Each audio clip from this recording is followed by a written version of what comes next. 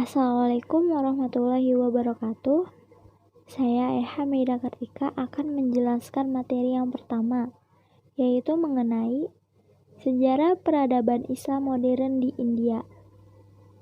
Sejarah menyebutkan bahwa Islam masuk di India sejak abad ke-7, di masa Rasulullah SAW masih hidup. Pedagang-pedagang Arab yang sudah memeluk Islam sudah berhubungan erat dengan dunia timur melalui pelabuhan-pelabuhan India, sehingga mereka berdagang sekaligus berdakwah. Awal kekuasaan Islam di India terjadi pada masa Khalifah Al-Walid dari Daulah Amawiyah tahun ke-8 Masehi. Penaklukan wilayah ini dilakukan oleh tentara Bani Umayyah di bawah pimpinan Muhammad bin Qasim. Kemudian muncullah dinasti Ghaznawi mengembangkan kekuasaannya di India dengan pimpinan Sultan Mahmud. Dan tahun 1020 Masehi, dia berhasil menaklukkan hampir semua kerajaan Hindu di wilayah ini, sekaligus mengislamkan sebagian besar masyarakatnya. Setelah dinasti Ghaznawi hancur, muncullah dinasti kecil seperti Mamluk, Khalji, Tughlaq, dan dinasti-dinasti kecil lainnya. Sementara Babur datang pada permulaan abad ke-16 dan membentuk dinasti Mughal di India. Kerajaan Mughal di India dengan Delhi sebagai ibu kota didirikan Zahiruddin Babur tahun 1482 sampai 1530 Masehi. Pasukan Hindu ini dapat dikalahkan Babur. Babur meninggal pada tahun 1530 Masehi setelah memerintah selama 30 tahun dengan meninggalkan kejayaan-kejayaan yang cemerlang. Satu setengah abad setelah Mughal berada di puncak kejayaannya, para pelanjut Aurangzeb tidak sanggup mempertahankan kebesaran yang telah dibangun oleh sultan-sultan sebelumnya. Sejak tahun 1818 Masehi, Inggris menjadi kekuatan terkemuka di sebagian besar wilayah India, terutama daerah-daerah yang mayoritas penduduknya beragama Islam. Puncak kekuasaan Inggris diraih pada tahun 1857 ketika kerajaan Mughal benar-benar jatuh dan raja terakhir adalah Bahadur Shah yang diusir dari istana ke Rangon. Oleh sebab itu, berakhirlah sejarah kekuasaan dinasti Mughal di daratan India yang merupakan salah satu kekuasaan Islam terbesar di kala itu, dan tinggallah di sana umat Islam yang harus berjuang untuk mempertahankan eksistensi mereka dari imperialisme barat di daratan India. Keadaan inilah menggugah kesadaran para pemikir Islam untuk mencari solusi mengatasi masalah tersebut. Saya Alifia Salsabila Putri Jihad akan melanjutkan materi tentang perkembangan Islam di India. India adalah sebuah negara di Asia yang mempunyai jumlah penduduk terbanyak kedua di dunia, dengan populasi lebih dari 1 miliar jiwa dan merupakan negara terbesar ke-7 berdasarkan ukuran wilayah geografis. Jika Baghdad sampai hari ini dikenal sebagai negeri 1001 malam, maka India dikenal sebagai negeri 1000 warna. Bagaikan pelangi raksasa, negara yang membentang di daratan seluas 3.287.590 km persegi ini merupakan begitu banyak warna. Muslim di India merupakan mayoritas kedua setelah Hindu, yaitu 82,64%. Tercatat bahwa jumlah Muslim sekitar 11,35% dan selebihnya adalah Kristen, Sikh, dan Buddha. Dengan demikian, India tercatat Muslim terbesar ketiga di dunia setelah Indonesia dan Pakistan, dan merupakan negara demokrasi terbesar di dunia. Pada tahun 1991 sampai dengan 2001, jumlah pemeluk Hindu menurun drastis, berbeda dibandingkan data tahun 1981 sampai dengan 1991 dengan jumlah umat Islam yang masih sedikit, dan itu pun termasuk di wilayah Jammu dan Kashmir.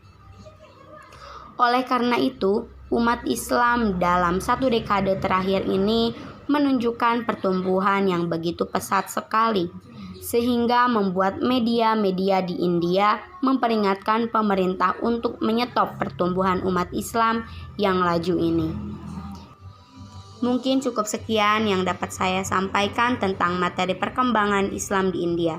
Selebihnya akan dilanjutkan oleh materi yang selanjutnya. Saya Andra Sahin Ramdhani akan melanjutkan materi tentang tokoh-tokoh peradaban Islam di India. Yang pertama itu Syekh Waliullah. Nama asli beliau adalah Qutb al-Din, dan karena kedalaman ilmunya dalam bidang keagamaan, dia diberi gelar Syekh Waliullah. Syekh Waliullah lahir di Delhi pada tahun 1703. Ayahnya bernama Abdul Rahman, salah seorang ulama yang sangat disegani dan berwibawa dalam masyarakat. Adapun ide pemikiran Syekh Waliullah adalah, yang pertama, konsep pemerintahannya. Syekh Waliullah berpendapat bahwa sistem khalifah yang pernah dirintis di zaman Al-Khulafa Al-Rasyidin harus digelar kembali. Ungkap kata lain, sistem pemerintahan absolut harus diganti dengan sistem pemerintahan yang berwatak demokratis. Yang kedua, perpecahan umat Islam karena perbedaan aliran dan mazhab, serta pertentangan antara golongan Syiah dan Sunni. Syekh Waliullah ingin mempertemukan beberapa perbedaan di antara kelompok-kelompok keagamaan tersebut dalam sebuah sistem hukum yang berwatak dinamis dan moderat.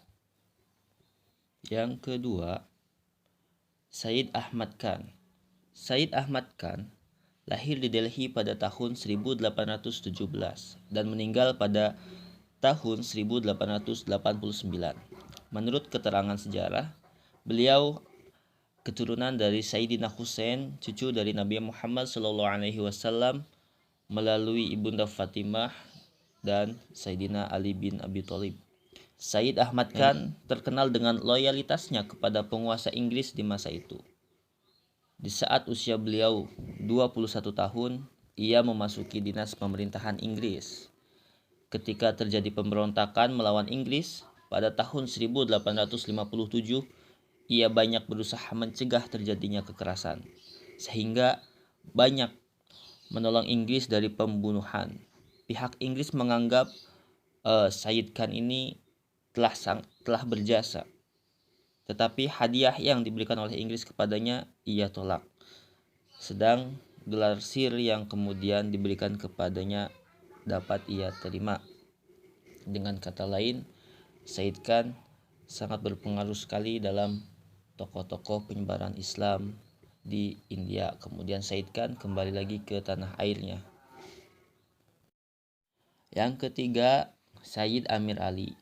Sayyid Amir Ali berasal dari keluarga Syiah yang di zaman Nadir Shah 1736 sampai 1747 pindah dari Khurasan di Persia ke India.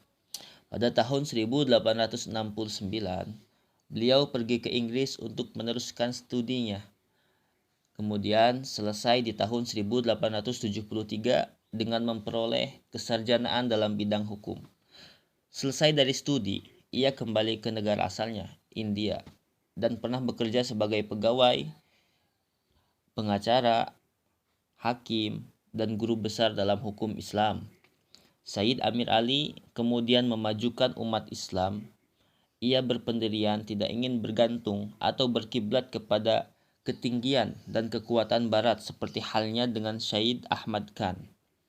Sayyid Amir Ali dalam memajukan umat Islam, ia berpatokan dan berkiblat pada ilmu pengetahuan yang dicapai oleh umat Islam di zaman itu.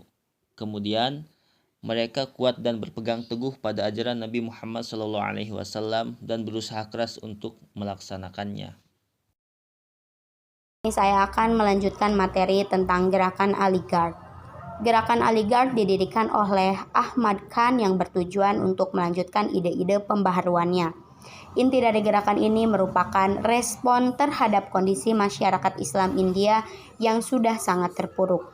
Sementara bagi kalangan Hindu, pendiri gerakan Aligarh erat hubungannya dengan ketakutan umat Islam terhadap kebangkitan masyarakat Hindu. Sehingga ada pendapat yang menyatakan bahwa pendirian gerakan ini sesungguhnya tidak realistik dan bersifat romantik. Hubungan yang kurang baik di antara Hindu dan Islam hanya meliputi kelompok elit dan menengah, bukan masyarakat bawah. Oleh sebab itu, sikap curiga Ahmad Khan terhadap umat Hindu dianggap terlalu berlebihan. Namun, bagi pihak Muslim, pendirian gerakan Aligarh tidaklah sesederhana hal yang telah disebutkan tadi. Sebab permasalahan Hindu dan Muslim sudah ada sejak lama, di mana banyak fakta yang membuktikan bahwa Islam dan Hindu sukar sekali hidup bersama di dalam satu bangsa. Karena gerakan ini berpusat di Sekolah Muslim Anglo-Oriental College atau MAOC yang didirikan pada tahun 1878. Dalam pusat pendidikan ini mengajarkan ilmu-ilmu keislaman dengan menggunakan metode berat, bahkan ada sebagian orang beranggapan bahwa gerakan ini adalah kelompok yang menyokong imperialis barat. Maka wajar jika sekolah ini mendapatkan fasilitas dari Inggris, sehingga pada tahun 1920 sekolah ini berubah menjadi Universitas Islam Aligarh dan berperan sebagai pusat gerakan pembaharuan Islam di India. Nawab Muhsin Al-Mulk atau Syed Mahdi Ali adalah pelanjut pimpinan gerakan Aligarh yang mengembangkan pembaharuan Syed Ahmad Khan. Namun, tokoh ini bersifat lebih lanjut sehingga dapat diterima oleh semua lapisan masyarakat Islam, baik kelompok modernis maupun ulama Deoban yang selama ini tidak sejalan pemikirannya dengan Syed Ahmad Khan. Dan pada akhirnya dia berhasil membentuk Liga Muslimin India pada tahun 1906. Mungkin cukup sekian yang dapat saya sampaikan. Kurang lebihnya mohon maaf. Dikembalikan kepada moderator. Wassalamualaikum warahmatullahi wabarakatuh.